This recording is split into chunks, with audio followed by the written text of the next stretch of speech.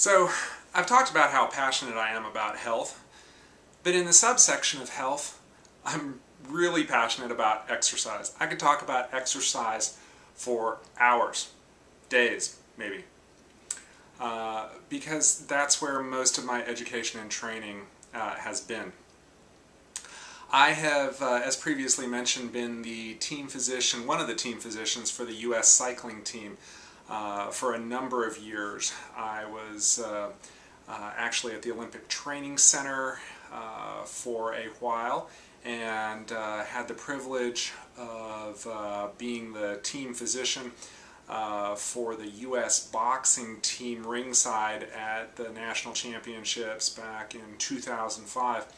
And I've been fortunate to have traveled the world on someone else's dime, getting to go to a number of world championships and working with and seeing professional athletes at their highest level of training. So I'm very passionate around exercise and have a lot of thoughts about exercise.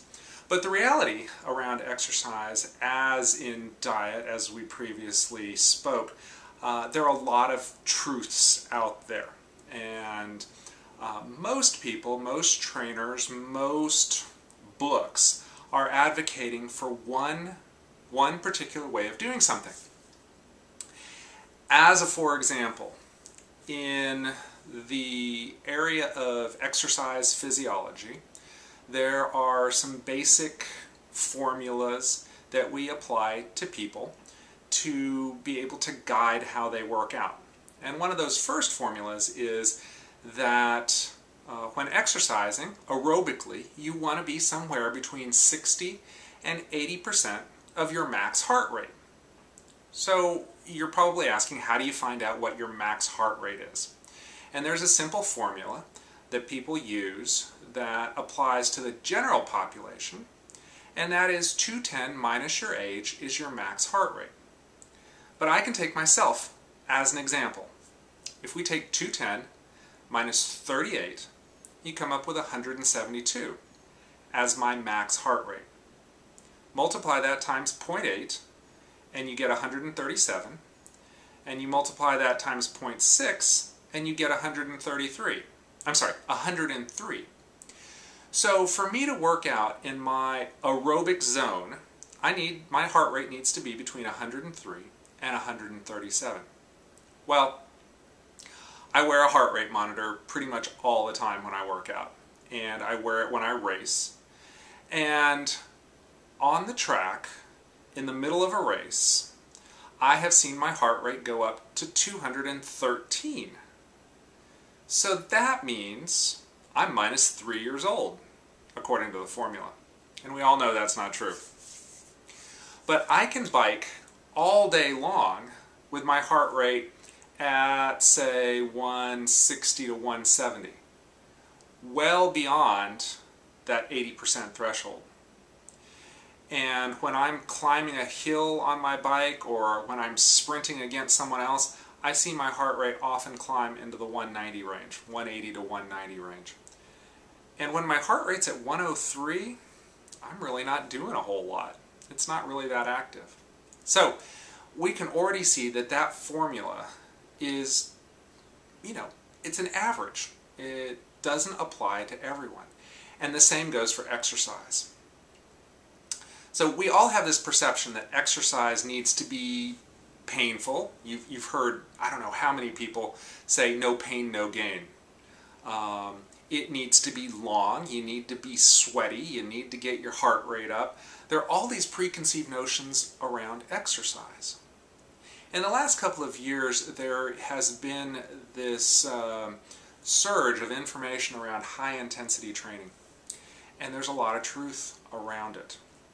High-intensity training are workouts that last anywhere from 10 to 30 minutes.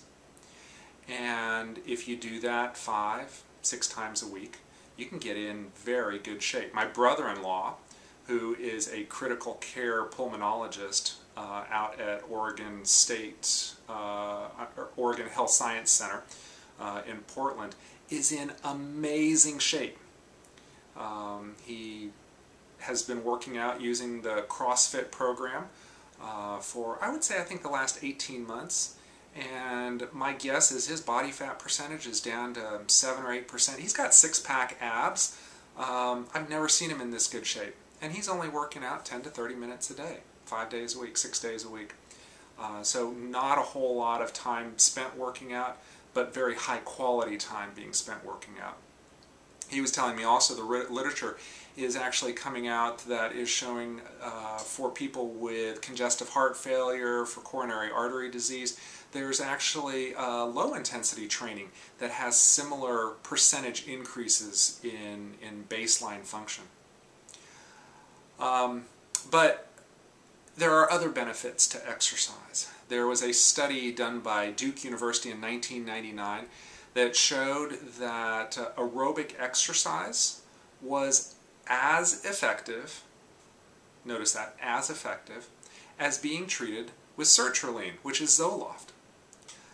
I was really surprised when I read that article because I was expecting that maybe exercise would be close to being effective or maybe 50% as effective as taking a pill. But this study showed that it was as effective. There's actually, there was a Time magazine article not too long ago, and in it there was a Dallas professor of psychology who was quoted as working on a program with residents here in Dallas, treating depression only with exercise, which is awesome. Not saying that if you are being adequately treated on your Zoloft that you should quit without talking to anybody about it and just start exercising. But there are side effects from Zoloft that can be difficult to manage and difficult to tolerate. So, what should you do when it comes to exercise?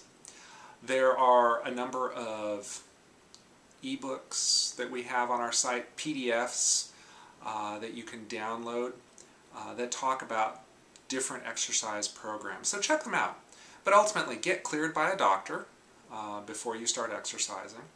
Get a friend to join you, because there is a social aspect to working out that can't be discounted.